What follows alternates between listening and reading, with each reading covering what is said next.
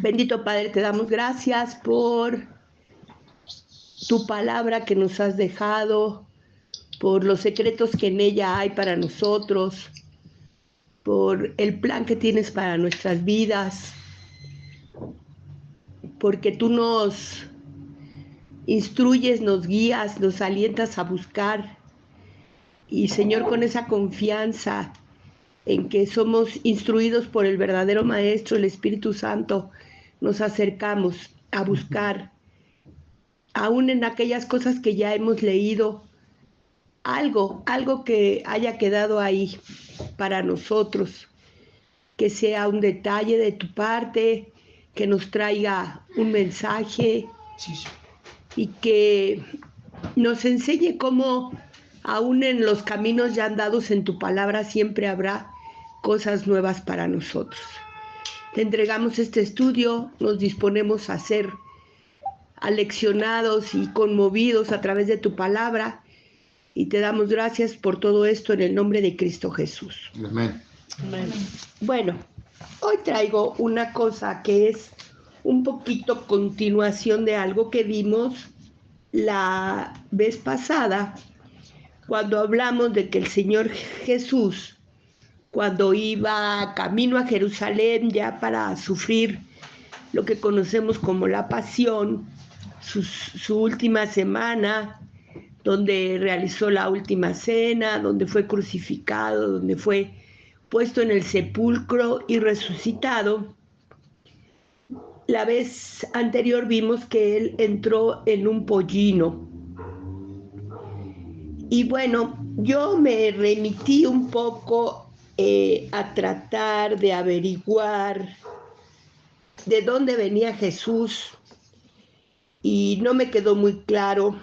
Más adelante les voy a ir dando lo que encontré a ese respecto, porque Jesús venía camino a Jerusalén y muchos capítulos anteriores en Lucas dicen que él andaba en diferentes pueblos y aldeas camino a Jerusalén.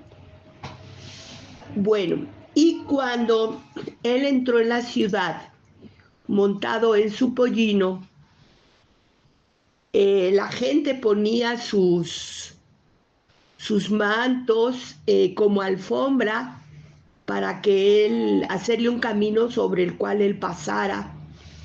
Y entonces iban aclamándolo y los fariseos molestos le decían que ordenara que callaren. Y en el versículo 19:40, que es el central de esta plática, dice Lucas 19:40. Él respondiendo les dijo: os digo que si estos callaran, las piedras clamarían. Y bueno, no sé cuántos de ustedes, pero yo cuando leía esta porción pensaba que se refería principalmente a las piedras de la calle, las piedras que formaban la calle, porque las buenas calles estaban empedradas, las que no, pues estaban así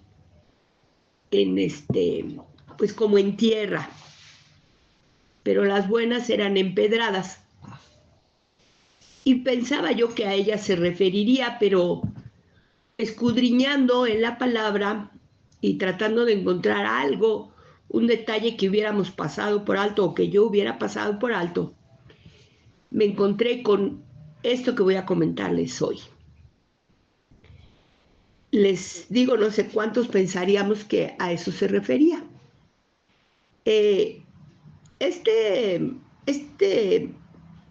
Esta porción, este pasaje, este momento en la vida de Jesús se inicia en el capítulo 19, versículo 1, donde dice: habiendo entrado Jesús en Jericó, iba pasando por la ciudad. Ahí vemos que en Jericó él se encuentra con Zaqueo, que esa es una historia, que abarca de Lucas 19 del 1 al 10 y posiblemente en otra ocasión lo analicemos más profundamente. Ahorita solamente es un poco en la referencia del caminar de Jesús. Luego del 11 al 28 se entiende que ahí mismo en Jericó les refirió la parábola de las minas, que en otras parece que fueran, no sé si sea la misma de los talentos o sea otra, son parecidas, pero aquí habla de que se le entregan a los siervos unas minas. Y eso abarca del versículo 11 al 28. En el 28 dice, ya entrando él a Jerusalén, en esta forma que veíamos, donde todos le aclamaban, decía, dicho esto, iba adelante, subiendo a Jerusalén, y aconteció que llegando cerca de Betfagé y de Betania, al monte que se llama de los Olivos, envió a sus 2 discípulos diciendo, id a la aldea de enfrente, y ahí ya es la historia del pollino, cómo lo tendrían que encontrar y llevárselo. Aquí tenemos que Betfagé, esa palabra significa casa de higos, o sea, el lugar donde se cultivan higos. Eso es muy común en los nombres para las ciudades, que se les diga casa de lo que ahí se produce, como Belén es casa de pan. Y Betania, que es casa de dátiles, o sea, donde producían dátiles, y el monte de los olivos, donde, bueno, se producían olivos. Entonces, vemos que ahí a partir del versículo 28 se da la historia de cómo Jesús pide un pollino y entra en la ciudad. En el versículo 38,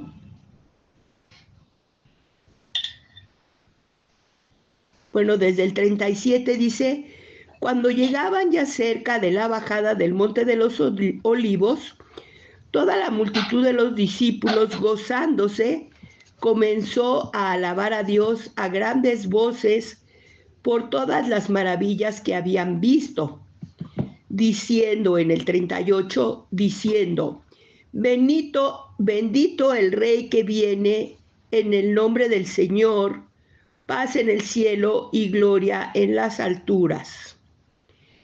En el 39 dice, entonces algunos de los fariseos de entre la multitud le dijeron, Maestro, reprende a tus discípulos. ¿Y por qué querían los fariseos que reprendiera a los discípulos?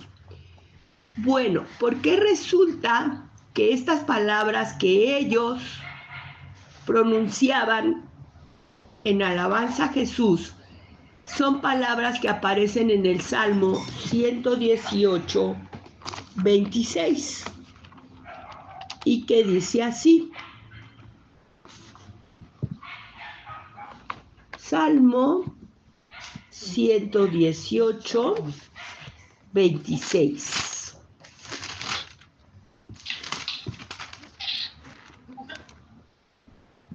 Bendito el que viene en el nombre de Jehová.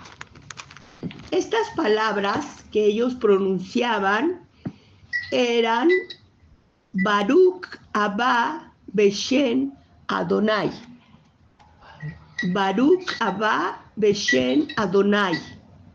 Es lo que significa eso del versículo 26. Bendito el que viene en el nombre de Jehová. Y al aparecer en este Salmo 118, estaba como referencia, como una profecía de algo que sería para dar la bienvenida al Mesías. Cuando el pueblo aclamaba con estas palabras a Jesús, le estaba reconociendo que él era el Mesías esperado. Y los fariseos pues estaban completamente en contra de eso, Y entonces le decían, ¿no te das cuenta que con esa alabanza te están a ti proclamando el Mesías? Maestro, rabí, maestro de la palabra de Dios, ¿cómo es posible que tú les permitas eso a tus discípulos? No se los permitas, repréndelos. Y esa era la reprensión que ellos querían que el Señor Jesús le hiciera a sus discípulos. Pero en respuesta, Él les comenta en el capítulo 19, versículo 40, Él respondiendo les dijo, os digo que si estos callaran, las piedras clamarían. Y ahí es donde yo les comentaba que posiblemente pensamos que son las piedras que se encuentran allí tiradas. Pero vamos a ir ahora a una historia un poco anterior en Josué 4.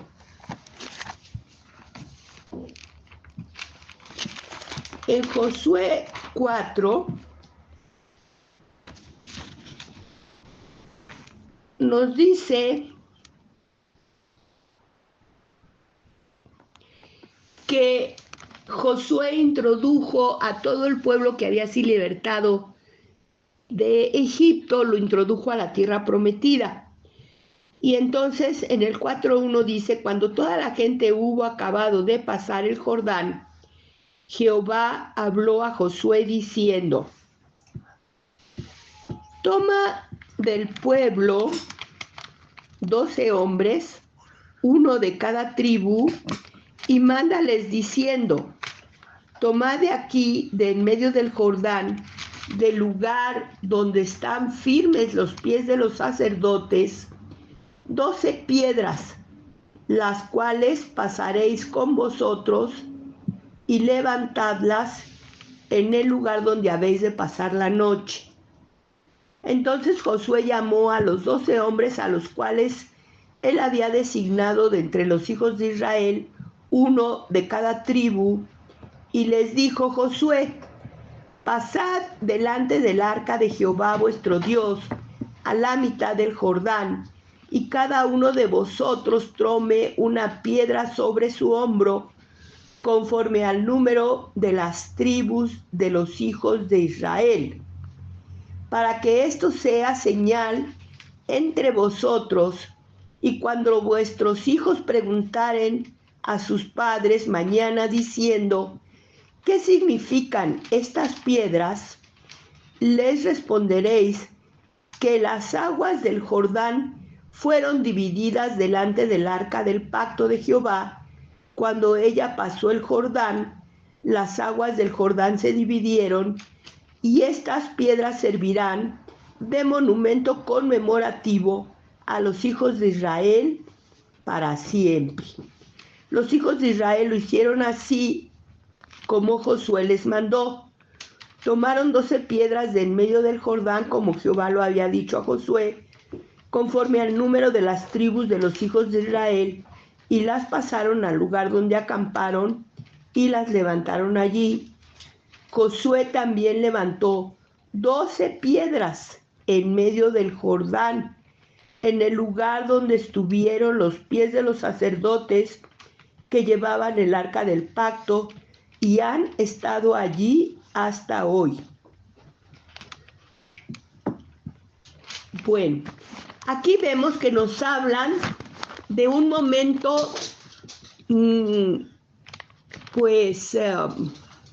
como decisivo, importantísimo, especial, muy distinguido para el pueblo de Israel, que es cuando ellos fueron introducidos de su esclavitud que habían tenido en Egipto, de su deambular por el desierto, a la tierra que Dios les había prometido, lo que llamamos tierra prometida, en la cual fluía leche y miel.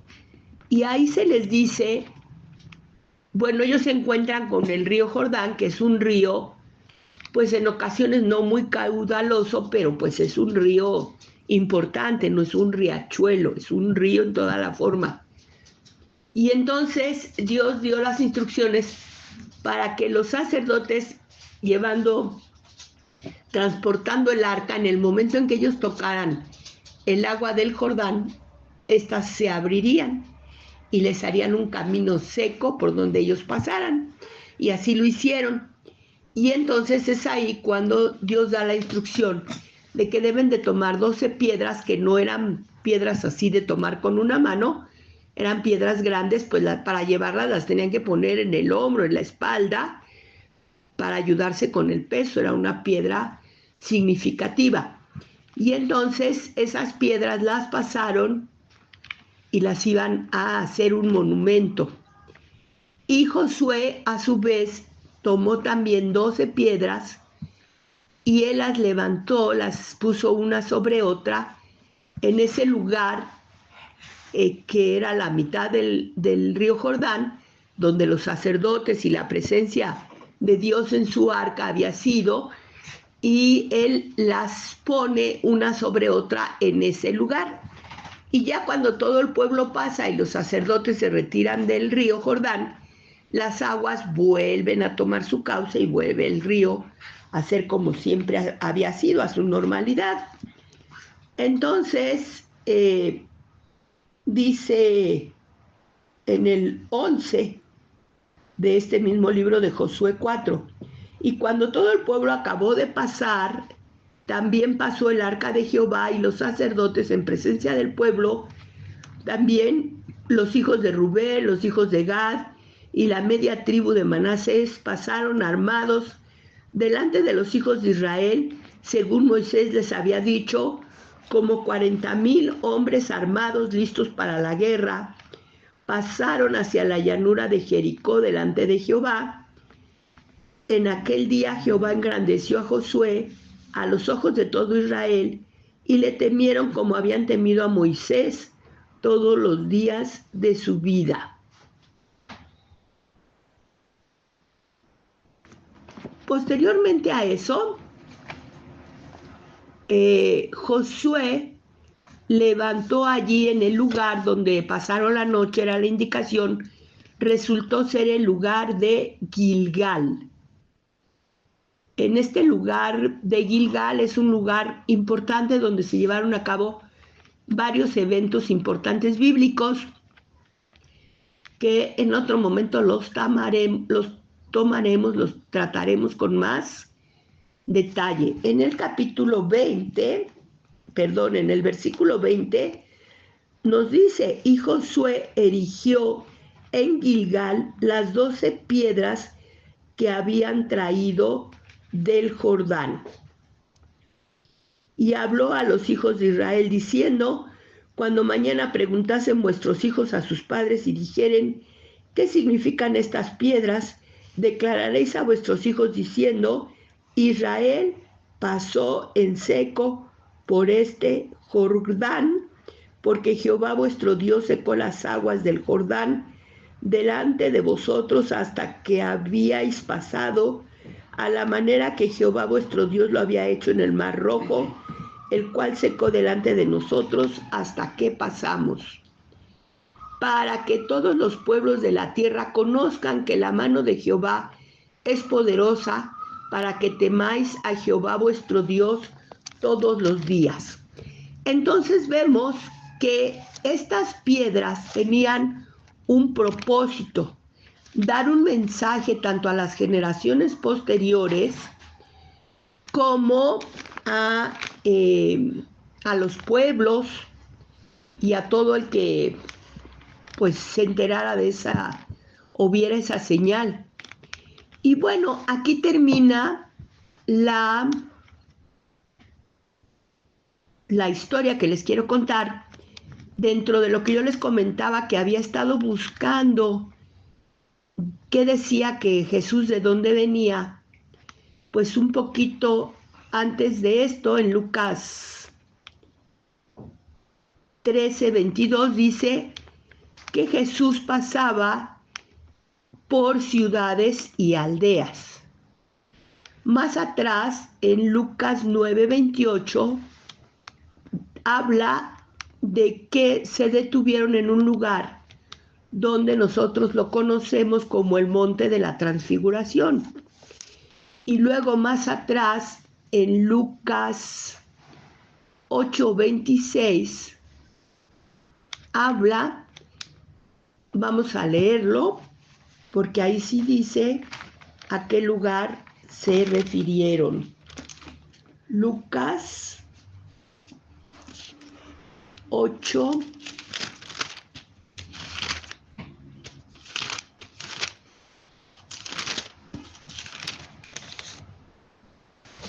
Lucas 8:26 dije. Sí. Sí. Y entonces habla también de cómo sufrieron la tormenta en la barca, es un poco antes. Aquí en el 26 dice, y arribaron a la tierra de los Gadarenos, que está en la ribera opuesta a Galilea. Entonces vemos que la referencia es que él, entre la ruta que llevaba, diríamos que estaba desde Gadara al Jordán, a que pasó también entre Galilea y, la estoy buscando, entre Galilea y Betania, no, sí, creo que eso dice.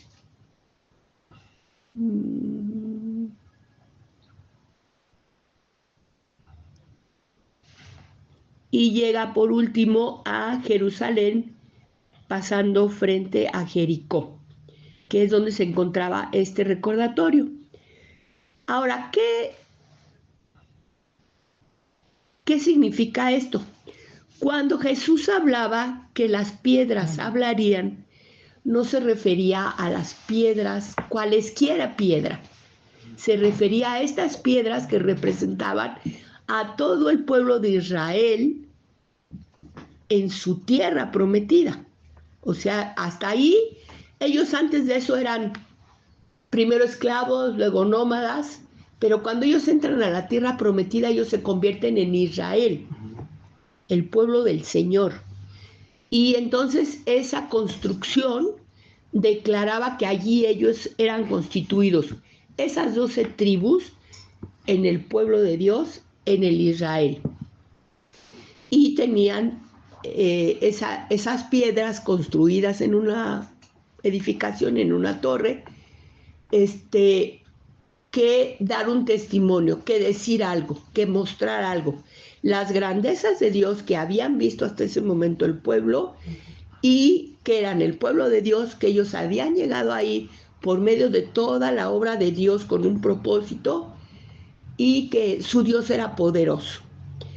Entonces, aquí Jesús les estaba diciendo, si ustedes prohibieran y yo les hiciera que todo este pueblo no me aclamara como el Mesías, esas piedras que representan a todo Israel clamarían que yo soy el Mesías.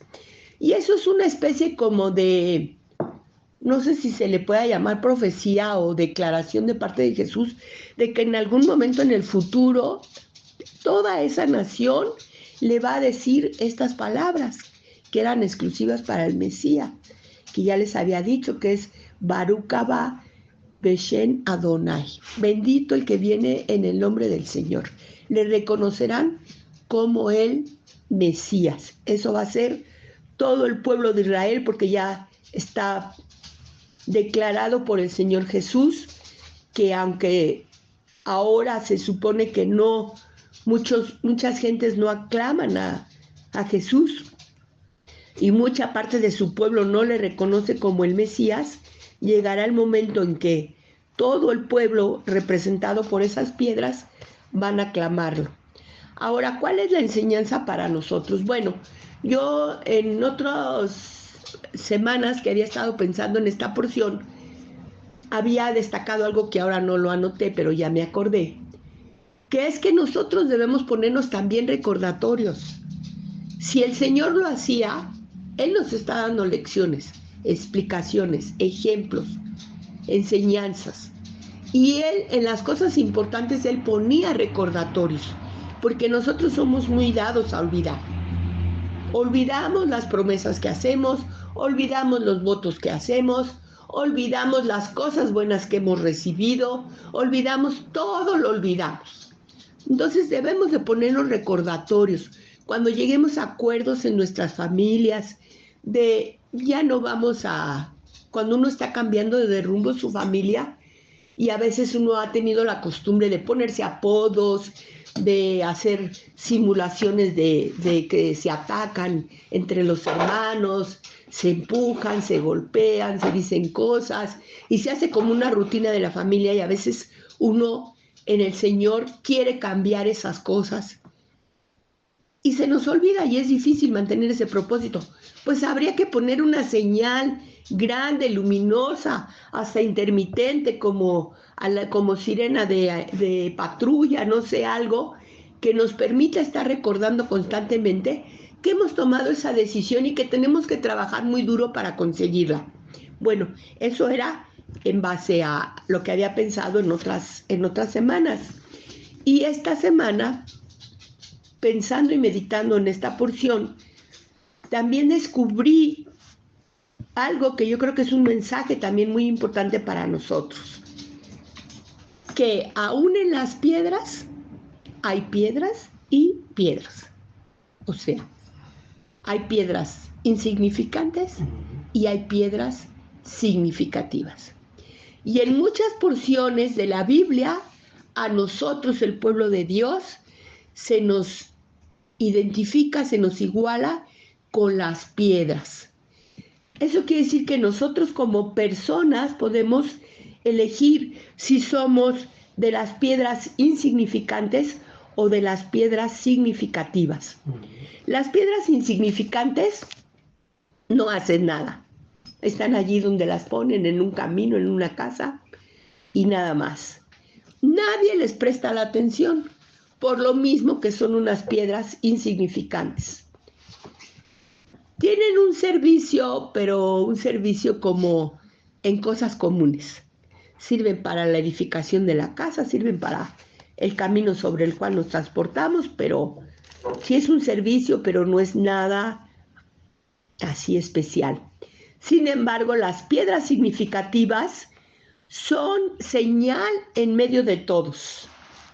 Se levantan con un objetivo o varios objetivos. Uno de ellos, el recordar el poder, la grandeza, los planes, cómo Dios va haciendo diferentes maravillas para llevar y ejecutar sus planes. Y por último, en esta declaración se nos dice que también las piedras alaban y declaran las grandezas de Dios. Entonces, ahora para nosotros nos queda analizar nuestras vidas, vernos como esas piedras que nos llama la Biblia y tomar la decisión.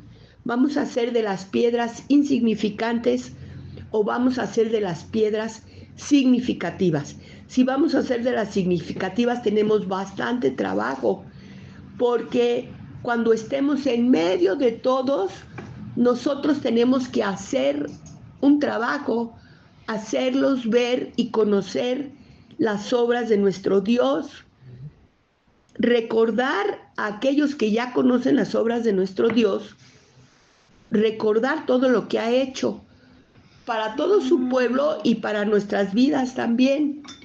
Y por último, alabarlo y declararlo, bendecirlo. Pues ese es nuestro trabajo. Vamos a meditar en ello y vamos a despedirnos por el momento. Bendito Padre, gracias.